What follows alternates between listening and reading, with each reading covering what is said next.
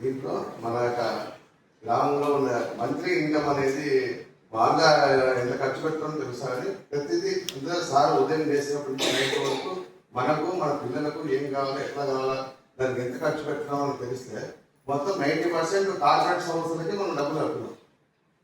పల్లెటూళ్ళలో ఉన్న రా మెటీరియల్స్ మనం ఉపయోగించుకోకుండా మనము పేస్ట్ కానీ సబ్బులకు కానీ బట్టలు కానీ అన్ని రకాలకు లాస్ట్ పిల్లలు తినే ఫుడ్ కూడా మనం బయట ప్యాకెట్తో కొంటున్నాం. దీన్ని మనము ఎట్లా మార్చుకోవచ్చు అనే విషయం తెలిసింది. ప్లస్ మనకు ఏ రా మెటీరియల్స్ మనకు ఏడ దొరుకుతాయి, మన విలేజ్ ఎక్కడ దొరుకుతాయి, ఎట్లా చేసుకోవచ్చు అనే విషయాలు కూడా మనం తెలుసుకున్నాము. దీని విలేజ్లలో కొంత ఎక్స్టెండ్ చేసి వాళ్ళు గ్రూప్గా కూర్చొని కొంత దీన్ని ఓరియంటేషన్ చేశారు. చాలా వరకు 10 to 20% వరకు మారే అవకాశం ఉంది, లైవ్లీహుడ్స్ పెరిగే అవకాశం ఉంది. ఇప్పుడు హెల్త్ మీద చాలా మంది ఫోకస్ చేస్తున్నారు. పల్లెల్లో పెడుతున్నారు, టౌన్లో పెడుతున్నారు.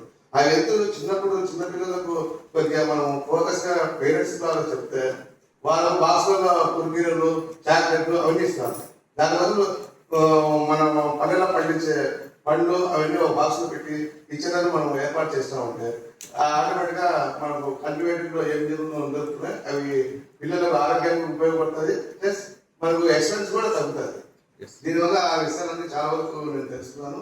దీన్ని కొంత ఇంప్లిమెంట్ చేసేదాన్ని కూడా మేము మా టీంతో డిస్కస్ చేసి ఒక విలేజ్ సెలెక్ట్ చేసుకుంటాం.